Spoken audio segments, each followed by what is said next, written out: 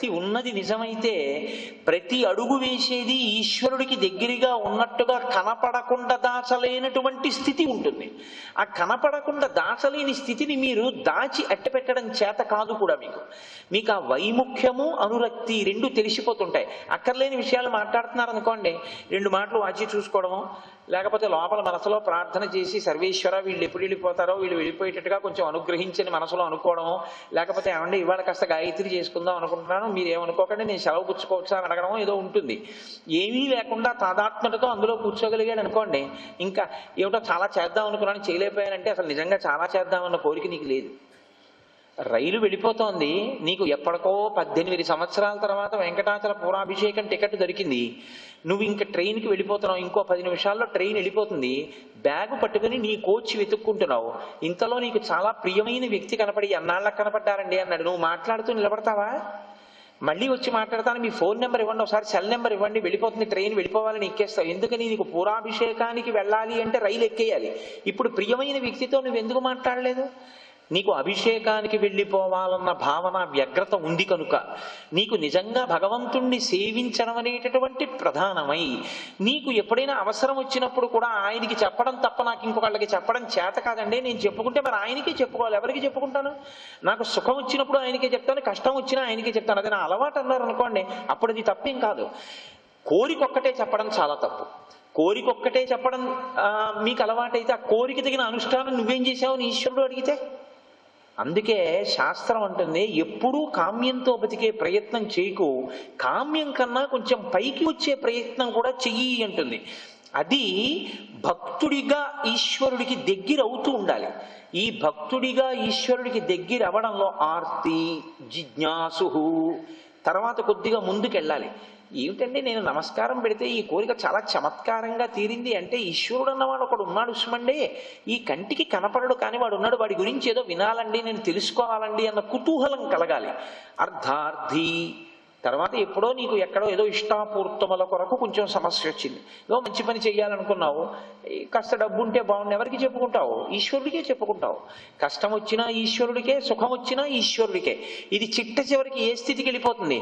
నేను సేవింపక నాపదల్పడమని నిత్యోత్సవం బబ్బని జనమాతృండనని సంసార మోహంబు పైకొనని జ్ఞానము కల్గని గ్రహగతులు కుందింపని మేలు వచ్చిన రాణి అవి మీకు భూషణములే శ్రీకాళహస్తీశ్వర. ఒకవేళ ఈశ్వరుణ్ణి సేవించడంలో ఒకనాడు ఒక ఆయన నిందించాడు, ఏమీ పర్వాలేదు, అదొక భూషణం, అది మెళ్ళ గొలుసు. తుల్య నిందా స్తుతిర్మౌని సంతుష్టో ఏనకేనచిత్ అనికేత స్థిరమతి భక్తిమాన్మే ప్రియో నరః. ద్వంద్వాతీతుడయ్యేటటువంటి ప్రయత్నం చెయ్యాలనుకున్నవాడు కీర్తిస్తే ఎంత సంతోషించాడో విమర్శించినప్పుడు కూడా అంత సంతోషంగా తాను నడిచి వెళ్ళిపోవాలి. అంతే తప్ప దాని ప్రభావానికి వశుడైపోవడం అలవాటైపోయింది అనుకోండి, అలవాటైపోతే తాను ప్రస్థానం చెయ్యలేడు. సురస కనపడినప్పుడు ఎంతో సంతోషించారు హనుమ, అమ్మా నమస్కారం అమ్మా అన్నారు. అదే సింహిక కనపడింది, ప్రహృష్టపద శ్రీమాన్ ఇదం వచనమబ్రవీత్, అప్పుడు కూడా అంతే సంతోషంతో ఉన్నారు. నీకు ప్రతిబంధకం వస్తే ఓలాగా ఈశ్వరార్చన యందు, నీకు కలిసి వస్తే ఒకలాగా ఉండకూడదు. కలిసి వస్తే ఒకలా, ఈశ్వరుడు అది ఇవ్వకపోతే ఒకలా ఉండకుండా, ఈశ్వరుడు నాకు ఇది ఎందుకు ఇవ్వలేదో వాంఛితార్థ ప్రదాయిని అమ్మవారు, ఏమో ఇది నాకు ఇస్తే ఏ ప్రమాదం జరిగి ఉండేదో అందుకని అమ్మవారు నాకు దీన్ని కటాక్షించలేదు, నా తల్లి ఎంత అనుగ్రహించిందో అని నువ్వు ఇంకా గట్టిగా భగవంతుని యొక్క పాదములు పట్టుకోవడానికి భక్తిని పేరు తప్ప భక్తి నుంచి జారిపోవడానికి కారణం వెతుక్కోవడానికి భక్తి ఎందుకు అవుతుంది? అదొక వ్యగ్రతతో కూడిన కామ్యం అవుతుంది. నీకు ఆ పని తీరితే భగవంతుడు, పని తీరకపోతే ఈశ్వరుడు అక్కర్లేదు. అలా అన్న ఈశ్వరుడు మాత్రం లోపల ఉండి చక్కబెట్టవలసిన కార్యాన్ని చక్కబెడుతూనే ఉంటాడు. కాబట్టి ఇలా ఈశ్వరుడికి దగ్గరయ్యేటటువంటి ప్రయత్నం చేసేటటువంటి వాడికి లోకం యొక్క గుర్తింపుతో సంబంధం ఉండదు. ఇది బాగా జ్ఞాపకం పెట్టుకోవలసినటువంటి విషయం. ఇప్పుడు మీరు ఒకటి చూడండి, భక్తి యందు మీరు ఈశ్వరుడికి దగ్గరవడం, ఈశ్వరుడు మిమ్మల్ని చూసి ప్రసన్నుడవడం ప్రధానమా, లేకపోతే మీరు బాగా పూజ చేస్తున్నారని ఎవరో మీకు ఒక సర్టిఫికెట్ ఇవ్వడం ప్రధానమా? నిజంగా ఇది ప్రధానం అయ్యుంటే సుందరకాండలో సీతమ్మ తల్లి అన్వేషణం కోసమని అంత కష్టపడి బయలుదేరిన దగ్గర నుంచి ఒక్కసారి ఒక గుక్కెడు మంచినీళ్లు తాగినట్టుగా హనుమ సుందరకాండలో ఎక్కడ లేదు.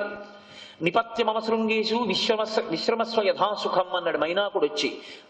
కాస్త తేనె తాగబోయి 2 పళ్ళు తినబోయి అన్నాడు. కాస్త విశ్రాంతి తీసుకోబోయి హనుమ అన్నారు.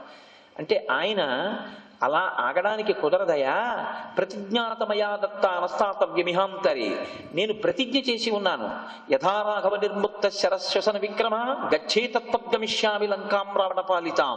నేను రామచంద్రమూర్తి యొక్క కోదండం నుంచి విముక్తమైనటువంటి బాణం ఎలా వెళ్ళిందో అలా వెళ్ళాలి తప్ప మధ్యలో ఆగకూడదు. అందుకు నేను వెళ్ళిపోతున్నానని వెళ్ళిపోయారు. మాంసం కనపడింది, మధ్యాలు కనపడ్డాయి, ఎన్ని రకాలైనటువంటి మధుర పదార్థాలు కనపడ్డాయి. దేని మీద ఆయన మనసు లగ్నం కాలేదు. సీతమ్మ సీతమ్మ సీతమ్మ సీతమ్మ సీతమ్మ సీతమ్మ తల్లి దర్శనమైంది. అయిన తరువాత మీరు ఒక్కటి ఆలోచించండి, కొన్ని కోట్ల మంది వానరులు ఈ బ్రహ్మాండంలో సీతమ్మ తల్లి యొక్క దర్శనం కోసమని వెతికారు. దర్శనమైన మహాపురుషుడు హనుమ ఒక్కరే. ఆయన తిరిగి రాముడి దగ్గరికి వచ్చారు. వచ్చినప్పుడు రాముడు అడిగాడు, సీతా దర్శనము ఎలా జరిగింది నాకు చెప్పు అని. వానరులతో చెప్తే తాను చేసినటువంటి పరిశ్రమ అంతా చెప్పారు. రాముడితో చెప్తే అవన్నీ చెప్పలేదు. పెద్దల దగ్గరికి వెళ్ళి మాట్లాడేటప్పుడు నీ గొప్పతనాన్ని చెప్పుకోకూడదు, అవతల వాళ్ళు చెప్పే మాటని వినడానికి ఎక్కువ శ్రద్ధతో ఉండాలి తప్ప అదే పనిగా ఎంతసేపు మేము ఇది చేశామండి మేము అది చేశామండి అని నువ్వేం చేశావో మాట్లాడడం తప్పు. అవతల వాళ్ళ దగ్గర తెలుసుకునే ప్రయత్నం చేయడం వినయం. శంకరాచార్యులు వారు షట్పదీ స్తోత్రం చేస్తే మొట్టమొదటి ఇది అడుగుతారు, వినీయ ఈశ్వర నాకు వినయాన్ని కృప చెయ్యి. అది అడిగారు కాబట్టే పశుమాం సర్వజ్ఞ ప్రధిత కృపయా పలయ విభో అన్నారు. అహంకరించడానికి ఏదీ అక్కర్లేదు.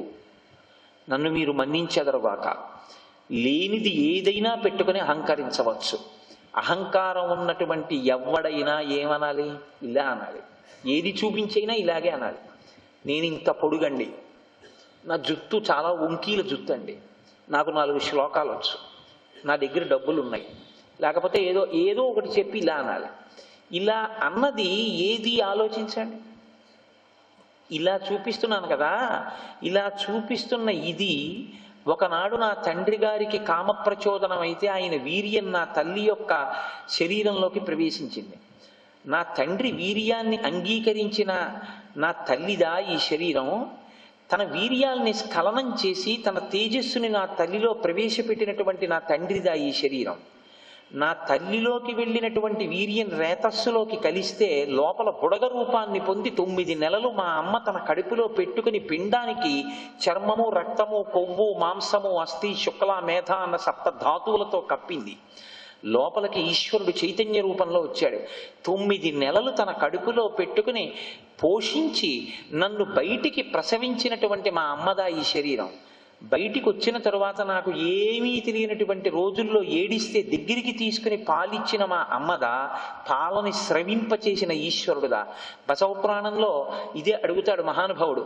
పువ్వు లోపల ఒక మొగ్గ పువ్వు అయితే మొగ్గ లోపల లేని వాసన పువ్వులోకి ప్రవేశించినట్టు, పిందె వగరుగా ఉంటే పిందె పండైనప్పుడు పండులోకి తీపి చేరినట్టు, ఏ ఈశ్వరుడి అనుగ్రహం ఒక కన్యపిల్ల తల్లి అయ్యేటప్పటికీ ఆమె స్తన్యములోకి పాలు ఊరినట్టు, ఏ ఈశ్వరుడు నా తల్లి యొక్క రక్తాన్ని పాలగా మార్చి స్రవింపచేశాడో ఆ ఈశ్వరుడు ఆనాడు పాలని నాకు అందించి ఉండకపోతే ఇవాళ ఈ శరీరం ఉండేదా?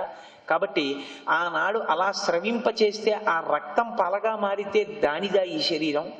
తర్వాత నాకు ఆవు పాలు, ఆ పాలు పోసి పెంచారు, ఆ ఆవులదా ఈ శరీరం. తర్వాత ఎక్కడో రైతులు పండించినటువంటి అన్నం తింది, ఆ రైతులదా ఈ శరీరం. ఒకనొకనాడు ఒక సంస్థ ఈ శరీరాన్ని గుత్తకి పుచ్చుకొని 10 నుంచి 5:30 వరకు నువ్వు ఇక్కడ కూర్చుంటే నీకు నెలకో 20,000 ఇస్తా ఉంది. 60 సంవత్సరాలు వచ్చే వరకు పనున్నా లేకపోయినా 10 నుంచి 5:30 వరకు కూర్చుంటానని ఒప్పుకున్నాను. ఒప్పుకుని నాకు నెలకి జీతం ఇచ్చి పోషించిన సంస్థదా ఈ శరీరం. ఒకనాడు ఈ శరీరం పడిపోతే అయ్యో ఇంకా ఇది ఇలా ఉండకూడదు, ఉబ్బిపోతుంది, పగిలిపోతుందని కర్రలకి కట్టి తీసుకెళ్లి అంత్యేష్టి సంస్కారం చేసి మంత్రపురస్సరంగా దీన్ని ఒక గోతిలో కప్పెట్టినటువంటిది కొడుకుదా ఈ శరీరం. లేకపోతే ఆనాడు జుత్తు వెంట్రుకలు ఊడిపోయే మట్టిలో కలవకపోతే ఏ కుక్కలో గొయ్యి తవ్వినప్పుడు ఊడిపోయిన వెంట్రుకలు ఎగిరి చెట్లని పట్టుకున్నాయి, ఆశ్రయం ఇచ్చిన చెట్లదా ఈ శరీరం. అదే గోతిని ఇంకొక 3 నెలల తర్వాత తవ్వితే ఉండిపోయిన అస్థిపంజరపు ఎముకలు పైకి విసిరేస్తే ఓ కుక్క నోట కరచుకొని పరిగెత్తింది, ఓ కుక్క ఎముకని పట్టుకుని పరిగెడితే కుక్కదా ఈ శరీరం. ఎవరిది శరీరం అని దీన్ని చూపించి ఈశ్వరుడిచ్చిన ఒక విభూతిని ఈశ్వరుడికి నైవేద్యం పెట్టకుండా ఇలా చూపిస్తున్నావు. ఇలా చూపించినది నిజమైతే, అహంకారానికి ఇది స్థానం అయితే, చిట్ట చివర దీని యొక్క బతుకు దోషడు బూడిద. అది తెలుసుకుని ఈశ్వరుడికి నమస్కరించిన వాడెవడో వాడిది నివేదనతో కూడినటువంటి భక్తి. ఈశ్వర, ఇవాళ నేను 4 మాటలు చెప్తే నాది కాదు, లోపల ఊపిరి నువ్వై, వాక్కు నువ్వై, మేధస్సు నువ్వై, ఆలోచన నువ్వై నా చేత చెప్పిస్తున్నావు, కీర్తి నాకిస్తున్నావు. ఈ కోటేశ్వరరావు గారు కృష్ణకర్ణామృతం చెప్పారు అని నన్ను చూసి నిలబడుతున్నారు, నన్ను చూసి నమస్కరిస్తున్నారు, నాకు పూలదండలు వేస్తున్నారు, మీతో మాట్లాడతామని అడుగుతున్నారు. ఈశ్వర, ఈ లోపల ఊపిరి వాక్కుగా చేసిన వాడెవరు? నేనా? లోపల మేధస్సుగా ఉండి ఒక ఆలోచన తర్వాత ఒక ఆలోచనగా భావ పరంపరని కదిపి వాగ్రూపంలో పైకి వచ్చేటట్టుగా చేసిన నాలుక నర్తించి వాయువు సొట్టలు పడేటట్టు లోపల తిరిగి అక్షరములుగా మారి, అక్షరములు పదములై, పదములు వాక్యములై, వాక్యములు నోట్లోంచి పైకొచ్చేటట్టు అనుగ్రహించినటువంటి ఆ శక్తి స్వరూపము ఏది కన్నులకు కనపట్టలేదో అది యాదేవి సర్వభూతేషు శక్తి రూపేణ సంస్థిత నమస్తస్యై నమస్తస్యై నమస్తస్యై నమో నమః అంటుంది దుర్గా సప్తశతి. ఆ తల్లిది ఆ అనుగ్రహాన్ని, ఆ యొక్క వైభవాన్ని తెలుసుకుని జీవితాన్ని నివేదన బుద్ధితో అనుభవించిన వాడెవరుంటాడో వాడి పూజ ఒక పూజా మందిరానికి మాత్రమే పరిమితం కాలేదు. వాడు అడుగు తీసి అడుగు వేస్తే పూజ చేస్తూనే ఉన్నాడు. ఆ పూజ పైకి కనపడే పూజ కాదు, అది అంతర్యాగం. అది ఎప్పుడూ పూజ చేస్తూనే ఉన్నాడు. పానీయంబులు త్రాగుచున్, కొడుచుచున్, భాషించుచున్, హాసలీలా నిద్రాదులు చేయుచున్, తిరుగుచున్, లక్షించుచున్, సంతత శ్రీనారాయణ పాద పద్మజుగళీ చింతామృతాస్వాద సంధానుండై మరచన్ సురారిసుతుడే తద్విశ్వముంభూవర. ఈ విశ్వాన్ని మరిచిపోయి లోపల ఉన్న పదార్థం పట్ల కృతజ్ఞతతో నిలబడగలగడం అది భక్తి అని పేరు. ఆ భక్తికి దగ్గరైన నాడు జ్ఞానీచ భరతర్షభ. ఆ జ్ఞానిగా ఉండి కూడా ఎప్పుడు ఆ ఈశ్వరుడికే నమస్కారం చేస్తుంటాడు. అహం బ్రహ్మాస్మి స్థాయికి వెళ్ళిపోయినటువంటి శంకరాచార్యుల వారంతటి వారు బ్రహ్మాండాలు ఎంతవరకు ఉన్నాయో అంతకన్నా చివరి వరకు నీ యొక్క చూపు పెడుతుంది. మరి శంకరా, నేను అలా చూస్తే నువ్వు కూడా చూపులో తడవాలిగా. అమ్మా, నువ్వు ఇలా చూసేస్తే పాపాలు పోయేటంతటి సామాన్యమైన పాపం కాదమ్మా నాది, దీనం. నిజంగా శంకరాచార్యుల వారండి అంత పాపి కాదు, మాం నేనంటారు. అంటే మనం ఆ స్థితిని గుర్తెరగాలని శంకరాచార్యుల వారి యొక్క తాపత్రయం. అందుకని మహానుభావుడు జగద్గురువులయ్యారు. ఎంత ఎదిగినా అంత ఒదగగలగడం, అంత వినయంతో ప్రవర్తించగలగడం గొప్ప తప్ప ఈశ్వరుడి యొక్క సమస్తం ఈశ్వరుడిది కానిదేం లేదు. లింగపురాణంలో ఒక మాట అంటారు, హవ్యం మహతి దేవానాం కవ్యం కవ్యా సినామపి పాకంచ కురితే బహ్వి శంకర శైవ శాసనాత్ అంటాడు వ్యాసుడు. ఒక వంకాయని ఇన్ని బియ్యం పట్టుకొచ్చి మీకు పళ్ళెంలో పోసి తినంటే తినలేరు. ప్రతి బియ్యపు గింజని మెతుకుగా ఉడికించవలసినటువంటి దరిద్రమా అగ్నిహోత్రుడిది. ఇల్లు కాల్చేయగలడు. ఏమి ఇల్లు కాల్చగలిగిన వాడు మీకు అన్నం ఎందుకు వండి పెట్టాడు? మొదటి వంటవాడు మీకు అగ్నిహోత్రుడే. ఒక పితృకార్యం చేయాలంటే తద్దినం పెట్టాలంటే అగ్నిహోత్రం ఉండాలి. ఆయన కర్మ. మీ తండ్రి గారికి పట్టుకెళ్ళి పిండం పెడితే అది తీసుకెళ్ళి అందించడం. మీరు ఉద్ధరణ పొందాలంటే హవ్యవాహనుడిగా ఆయనకి హవిస్సులు ఇస్తే ఆయన పట్టుకెడుతున్నాడు. ఎందుకు చెయ్యాలి ఇవన్నీ అంటే, ఆర్తి కలిగిన వాడిని ఉద్ధరించడానికి నువ్వు అలా చెయ్యి అని ఈశ్వరుడు ఆదేశించాడు. ఇది తెలుసుకున్న వాడికి ఎప్పుడూ భగవంతుడి గురించిన స్మరణ జరుగుతూనే ఉంటుంది తప్ప ఈ స్మరణ ఎందుకు జరగాలి అంటే, అలా స్మరణ చేశానని అందరికీ తెలియాలండి, అందరూ నన్ను మెచ్చుకోవాలండి, నేను చాలా భక్తుడని చెప్పి అందరూ నాకు నమస్కారం చేయాలండి, అందుకు నేను చేస్తున్నానన్నారు అనుకోండి, ఉత్తర క్షణంలో వక్రించిపోయినట్టు.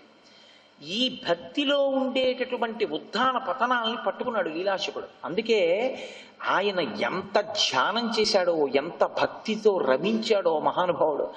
చిన్న శ్లోకం కానీ నాకు అత్యంత ప్రియమైన శ్లోకం. ఆ శ్లోకంలో ఆయన అంటాడు, త్వయి ప్రసన్నే మమ కింగునేన, త్వయి అప్రసన్నే మమ కింగునేన, రక్తే విరక్తే చ వరే వధూనాం నిరర్థక కుంకుమ పత్రభంగ అంటాడు. ఈ కుంకుమ పత్రభంగ దీన్ని నంది తిమ్మన గారు కూడా పారిజాతాపహరణంలో వాడారు. కుంకుమ పత్రభంగ సంజనిత నవీన కాంతి వెదజల్లగ గద్గద కిన్న కంఠి అని సత్యభామ మీద ప్రయోగం చేశారు. లీలాశుకుడు అంటాడు నిరర్థక కుంకుమ పత్రభంగ అంటాడు. కుంకుమతో కూడినటువంటి రేఖలు పూర్వం స్త్రీలు భర్తకి ఎక్కువగా ఆనందాన్ని కల్పించడం కోసమని చెప్పి రకరకాలైనటువంటి చిత్రములను శరీరం మీద గీసుకునేవారట. సుగంధ ద్రవ్యములతో కూడినటువంటి ఆ వాసన భర్తకి ఆలింగనమునందు మంచి సౌఖ్యాన్ని ప్రసాదిస్తుంది అని శాస్త్రాలు అంటాయి. అయితే ఒక వధువు లేదా ఒక కాంత ఆ విధంగా భర్త యొక్క అనురక్తిని పొందడానికి, ఆయన అనురాగాన్ని పొందడానికి చాలా చాలా చమత్కారాలతో కూడినటువంటి కుంకుమ రేఖలు తీసుకుంది ఒంటి నిండా. కానీ ఆమెని చూసేటప్పటికే మొహం తిప్పుకుని వెళ్ళిపోతుంటాడు భర్త. ఆవిడ్ని చూసి బయట వాళ్ళు ఏమనుకుంటారంటే, అబ్బా భర్త మీద ఎంత ప్రీతి అండి ఈవిడికి, భర్త సంతోషించాలని చూడండి ఇన్ని మకర రేఖలు మొదలైనవి ఎన్ని గీసుకుందో ఆవిడ, ఇవన్నీ చూసి వాళ్ళ ఆయన ఎంత సంతోషిస్తాడో అనుకుంటుంటారు. నిజంగా వాళ్ళ ఆయన ఇంట్లో ఆవిడ ముఖం వంక కూడా చూడరు. తల దించుకుని అన్నం తింటాడు, తల దించుకుని మాట్లాడతాడు, ముక్తసరిగా మాట్లాడతాడు, వెళ్ళిపోతాడు. అనురక్తి లేదు. అనురక్తి లేనటువంటి భర్త ఇంట్లో ఉంటే ఆడది ఎన్ని రకాలైనటువంటి అలంకారాలు చేసుకుంటే మాత్రం దానివల్ల ప్రయోజనం వచ్చింది? భర్త యొక్క అనురాగమును పొందినటువంటి స్త్రీ ఎవరో ఆమె మాత్రమే నిజమైనటువంటి స్త్రీ. అందుకే ఆడది జీవితంలో ఇంకొక పేరు పెట్టి పిలవలేదు, ఆడది అని పిలిచారు. ఆడది అని పిలవడానికి కారణం ఏమిటంటే, మగవాడు ఇక్కడ పుట్టి వాడు మంచివాడయ్యాడా 7 తరాలు పైన 7 తరాలు కింద ఉద్ధరిస్తాడు. వాడు కాని చెడ్డవాడయ్యాడా పుణ్యాత్ములైన పై తరాల్లో 7 తరాలు, కింద తరాల్లో 7 తరాలని కూడా నాశనం చేసేస్తాడు. వీడు ఉద్ధరించినా నాశనం చేసినా ఒకవైపు వాళ్ళని, రెండో వైపు వాళ్ళ జోలికి వెళ్ళలేడు. వాడికి ఉన్న అదృష్టం అదొక్కటే. ఆడపిల్ల అలా కాదు. ఇక్కడ పుట్టేది ఎందుకు అంటే అక్కడికి వెళ్ళి ఉద్ధరించడానికి. ఆడపిల్ల ఈడపిల్ల కాదు, ఆ పిల్ల ఇక్కడ పెరుగుతోంది కానీ పిల్లి ఇక్కడ ఉండదు, ఆడకి వెడుతుంది. ఆడ అంటే అక్కడికి వెడుతుంది. ఎక్కడికి? అత్తవారింటికి వెళ్ళేం చేస్తుంది? వాళ్ళ వంశాన్ని ఉద్ధరిస్తుంది, వాళ్ళ ఇంటి పేరు ఉద్ధరిస్తుంది, వాళ్ళకి మనవణ్ణి ఇస్తుంది, వాళ్ళకి కొడుకునిస్తుంది, ఆయనని తోడు నీడయ్యి జీవితంలో తిరుగుతుంది. ఇక్కడ పుట్టిన పిల్ల కానీ మొదటి పూజ అంతా అమ్మాయిది ఎవరి కోసం? వాళ్ళ కోసం. ఇక్కడ పుట్టిన పిల్ల అక్కడ ఉద్ధరిస్తోంది, అక్కడ ఉద్ధరిస్తూ ఇక్కడ కూడా ఉద్ధరిస్తుంది. ఆడపిల్ల యొక్క నడువడి పుట్టింటి వారు అత్తారు ఇద్దరు ఉద్ధరింపబడతారు. ఒక్క సీతమ్మ తల్లి చేత విదేహ వంశం ఇక్ష్వాకు వంశం 2 తరించాయి. కానీ మగవాడు అలా చేయలేడు. అటువంటి ఆడదానికి ఉండవలసిన మొట్టమొదటి లక్షణం పూజకి పెళ్లికి ముందు చేసేటటువంటి సమస్త పూజలు మంచి భర్త కొరకు. మంచి భర్త రావడం అంటే ఇద్దరూ కలిసి చక్కగా భగవంతుణ్ణి స్మరిస్తూ జీవనింతం చేయడం, అన్ని సుఖాలని పొందగలగడం. దీనికి ఇద్దరి యొక్క మనస్సులు కలిసేటట్టుగా ఉండే భర్త రావాలి. పెళ్లికి ముందు చేసేవన్నీ మంచి భర్త కోసం, పెళ్లి తర్వాత చేసేది ఏదైనా పూజ కాదు చేసేది, నోములు వ్రతాలు. పూజ మగవాడు చేస్తుంటాడు. దేనికి చేస్తారు ఆడవాళ్ళు? భర్త కోసం. మరి తన కోసం ఏమి లేదు. అందుకే నెలకి 3 వానల్లో ఒక వాన ఎవరి వల్ల అంటే మొగాడి వల్ల కాదు, ఆడదాని వల్ల అన్నారు. ఆడదాని జీవితం త్యాగం, ఆడదాని జీవితానికి ఉన్న గొప్పతనం అని. మొట్టమొదట ఇక్కడ పుడుతూనే అక్కడ మంచి భర్త కోసం పూజ, అక్కడికి వెళ్ళి మంచి బిడ్డలని కని ఆయనని తండ్రిని చేసి ఆయనని పితృరుణం నుంచి విముక్తుణ్ణి చెయ్యడానికి తాను తల్లి కావడం కోసం పూజ. తల్లి అయిన తర్వాత ఆ బిడ్డడు చెడిపోయి వంశాలు పాడు చెయ్యకుండా వాడు వృద్ధిలోకి రావడం కోసం నోములు వ్రతాలు. ఆడది ఏది చేసినా అంత ఉదాత్తమైనటువంటి పని చేసింది. అంటే బాహ్యంలో అయితే అనేకమైన బొమ్మలు గీసుకుంది కానీ భక్త అనురక్తిని పొందలేకపోయింది. భక్త అనురక్తిని పొందలేకపోయిందంటే భక్త మనసెరిగి ప్రవర్తించలేకపోయింది. భర్త మనసెరిగి ప్రవర్తించలేదు కనుక భర్త బాహ్యాడంబరములకు వశుడు కాలేదు.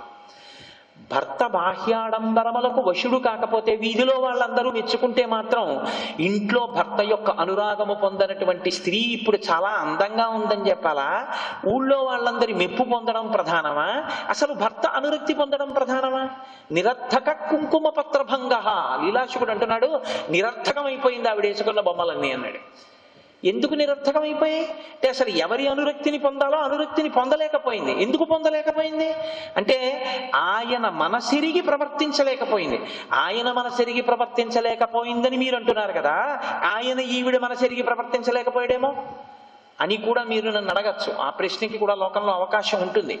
కానీ మీరు ఈశ్వర సంబంధాన్ని చెప్పేటప్పుడు భర్త యందు ఈశ్వరుణ్ణి చూస్తారు. శాస్త్రంలో ఉన్నటువంటి మర్యాద ఏమిటంటే, భర్త తప్పుడు విధానంలో ప్రవర్తించి భర్త చెడిపోయి నాశనం చేసుకోవచ్చేమో కానీ మనుష్య జన్మని భర్త యందు దైవం చూసి తన కార్యం తాను చక్కపెట్టుకున్న ఆడది మాత్రం తన జన్మ పాడు చేసుకోవడం అన్నదాన్ని ధర్మశాస్త్రాలు అంగీకరించలేదు. సనాతన ధర్మాల్లో ఆమె జన్మ పాడవదో మేము హామీ అన్నాయి. ఆవిడ భర్తకి అన్నం పెట్టేటప్పుడు వాడు దుర్మార్గుడైనా సరే ఈశ్వరుడికి పెడుతున్నానని పెడితే ఆ అన్నం తిన్న శక్తితో వాడు తప్పుడు పనులు చేస్తే ఆ పాపం వాడిది వాడు పాడైపోతాడు, ఆవిడ మాత్రం పాడవదు. అందుకే శాస్త్రం ఎంత గహనమైన విషయం చెప్పిందంటే, పరమభక్తి తత్పరుడైనటువంటి భర్త లభించి ఆయనని అనుగమించినటువంటి భార్య ఉంటే ఇద్దరి శరీరాలు పడిపోయినప్పుడు ఎవరి ఖాతాలో ఎక్కువ పుణ్యం ఉంటుంది అని చూస్తే భార్య ఖాతాలో ఉంటుంది. ఆవిడ ఎప్పుడూ ఏమీ చేయకపోవచ్చు, ఆవిడికి ఎప్పుడూ ఏమీ తెలియకపోవచ్చు. భర్తని అనుగమించినటువంటి కారణం చేత ఆయన చేసే పుణ్యంలో సగం తీసుకెళ్ళి ఆవిడ ఖాతాలో వేసేస్తారు. ఆ పైన ఆవిడ రామ అందనుకోండి, ఆ పుణ్యం ఆవిడదే, భర్తకు వేరు. ఆడదాని గురించి ధర్మశాస్త్రాలు అంత విశాల హృదయంతో మాట్లాడాయి. కాబట్టి ఇప్పుడు భర్తని అనురక్తితో సేవించలేని దోషం ఆవిడిది. ఆయన అనురక్తి కలిగేటట్టుగా ఆవిడ ప్రవర్తించలేకపోయిందంటే మానసికంగా ఏకం కాలేకపోయింది. సనాతన ధర్మంలో అన్నిటికన్నా గొప్పది ఇది అంటే, మనం చేసేటటువంటి వివాహంలో కేవలం ఒక స్త్రీని ఒక పురుషుణ్ణి కలిసి జీవించమని, భోగం కోసం అని చెప్పి ఇద్దరిని కలిసి ఉండమని సనాతన ధర్మం అడగదు. అలా అయితే వివాహంలో అంత క్రతువు చెయ్యవలసినటువంటి అవసరం లేదు. దేని కొరకు అంటే ఇద్దరి యొక్క మనస్సులు ఒకటగుట. మీరు అందుకే చూడండి, ఆర్షవాంగ్మయం మొత్తం మీద విడాకులన్న మాట లేదు. ఆడది ఎంత తప్పైనా చెయ్యొచ్చు, భర్త ఏం చెయ్యాలి, ఉద్ధరించుకుని భార్యగా ఉంచుకోవాలంతే. వదిలేయచ్చా ఆ మాట లేదు, అవతల బొమ్మది శాస్త్రం, నీకు లేదంతే. దేవీ భాగవతంలో అయితే వ్యాసుడు చాలా చమత్కారమైన మాట ఒకటి అన్నాడు, కుపుత్రేణం వయోనష్టం జన్మనష్టం కుభార్యయ. నీకు మంచి భార్య లేకపోతే నీ జన్మ పాడైందంతే, అంతకు మించి ఇంకోటి లేదు తప్ప వదలడం అన్న మాట లేదు, అవతల బొమ్మన్నాడు. అంతవరకు ఎందుకండి, నేను మీకు ఒక మాట చెప్తాను. చెయ్యకూడనంత తప్పంటే లోకంలో ఏం చెప్తారు? తన యందు మనసు కలిగినటువంటి భర్త ఉండగా పరపురుషుని యందు వ్యామోహం ఉన్నటువంటి స్త్రీ అందరికన్నా తప్పు చేసింది. మరి గౌతముడి భార్య అహల్య వచ్చినవాడు ఇంద్రుడిని తెలిసి కూడా ఇంద్రుడితో సమాగమం చేయలేదా? అది గౌతముడు కనిపెట్టలేదా? గౌతముడు విడాకులు ఇచ్చాడు అహల్యకి.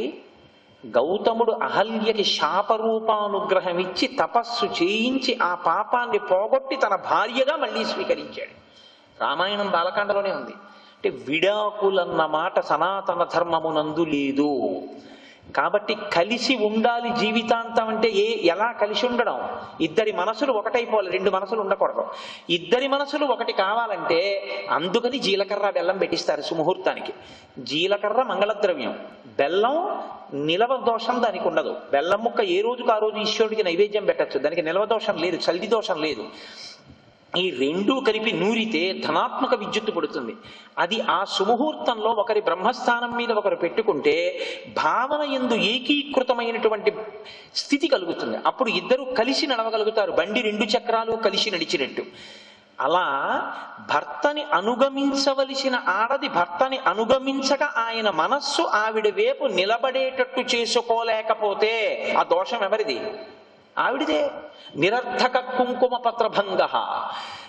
అలా తై ప్రసన్నే మమ కింగుణేన. నన్ను నేను ఆడదానిగా భావించుకున్నప్పుడు, నన్ను ఒక భార్యగా భావించుకున్నప్పుడు, ఈశ్వరుణ్ణి నా భర్తగా భావించుకుంటే పతిం విశ్వస్యాత్మేశ్వరగం శాశ్వతగం శివమచ్యుతం. అందరికీ భర్త ఈశ్వరుడే. ఆ స్థాయిలో అందరూ ఆడవాళ్లే, ఆడామగా అన్న భేదం ఏమి ఉండదు. అటువంటి స్థాయిలో తయి ప్రసన్నే మమ కింగుణేనా, ఆయనకి నా యందు ప్రీతి ఉందనుకోండి, భగవంతుని యొక్క ప్రేమ నేను పొందగలిగాను అనుకోండి, మమ కింగుణేనా, నాకు గుణాలు ఉంటే ఎవడకు కావాలి, గుణాలు లేకపోతే ఎవడకు కావాలి. లోకంలో వాళ్ళందరూ ఈయన ఇంతటివాడు అంతటివాడు అంటే ఎవడకు కావాలి, అనకపోతే ఎవడకు కావాలి. నేను భగవంతుని యొక్క ప్రేమకి నోచుకున్నానా, నోచుకోలేదా? తయి ప్రసన్నే మమ కింగుణేనా తయి అప్రసన్నే మమ కింగుణేనా. నీవు ప్రసన్నుడవు కాలేదు, నువ్వు నన్ను ఆదరించలేదు, నన్ను చూసి వైముఖ్యం పొందావు, ఛీ అన్నావు. ఇంకా లోకంలో వాళ్ళందరూ నాకు ఎన్ని బిరుదులు ఇస్తే ఎవడకు కావాలి, నన్ను ఎంత గౌరవిస్తే ఎవడకు కావాలి, నేను ఎన్ని పూజలు అందుకుంటే ఎవడకు కావాలి, ఎన్ని సన్మానాలు అందుకుంటే ఎవడకు కావాలి. నేను ఈశ్వరుడికి చేరువ కాలేకపోయాను కదా. తయి ప్రసన్నే మమకింగునేనా తయ్యప్రసన్నే మమకింగునేనా. వదే వరూచ, వధువు వరుని యొక్క ప్రేమని పొందలేకపోతే నిరర్థక కుంకుమ పత్రభంగ. నేను చేసేటటువంటి పనులు ఏవి చేసినా ఈశ్వరానుగ్రహమును దృష్టిలో పెట్టుకుని మాత్రమే చెయ్యగలిగి ఉండాలి. నువ్వు ఏ పని చేయి లోకంలో దానికి ప్రయోజనమేమి? ఈశ్వరుడే. నేను మీకు ఒక మాట చెప్తాను, మీరు నన్ను క్షమించి వినండి. ఏమంటే ఓ చక్రకేళి అరటిపండు తిందామనిపించింది అందనుకోండి మా ఆవిడ, కొని చక్రకేళి కాదు ఓ అరటిపండు తినాలనుంది అందనుకోండి. వెంటనే నేను వెళ్ళి అరటిపండు అనేటప్పటికీ ఉన్న వాటిల్లో మంచి అరటిపండు కొని తీసుకొచ్చి తొక్క ఒలిచి ఓ పళ్ళెంలో పెట్టి, ఏమో అరటిపండు అడిగావు అరటిపండు తిను అని చెప్పిస్తాను. అదే నేను ఈశ్వరుడికి నైవేద్యం పెడుతున్నాను అనుకోండి, ఇది భగవంతుడు తినాలి అని నైవేద్యం పెట్టాను అనుకోండి. ఒక డజన్ అరటిపండు నైవేద్యం పెట్టమని ఎవరు చెప్పాడు నీకు? ఈశ్వరుడు చెప్పాడా? డజన్ అరటిపండు పెట్టు, లేకపోతే తక్కువైతే నీ తీసుకోనని చెప్పాడా? అదేమన్నా ఉద్యోగమా? Below about 25 age bachelor in commerce కాకపోతే మేము పుచ్చుకోవడానికి? ఫలమైనను పుష్పమైనను సలిలమైన బాయని భక్తిని కొలచిన జనులర్పించిన యలమిన్ రుచిరాన్నముగ ఎనుభుజింతున్నన్నాడు. శ్రీ ఉమామహేశ్వర పరబ్రహ్మార్పణమస్తు. స్వస్తి.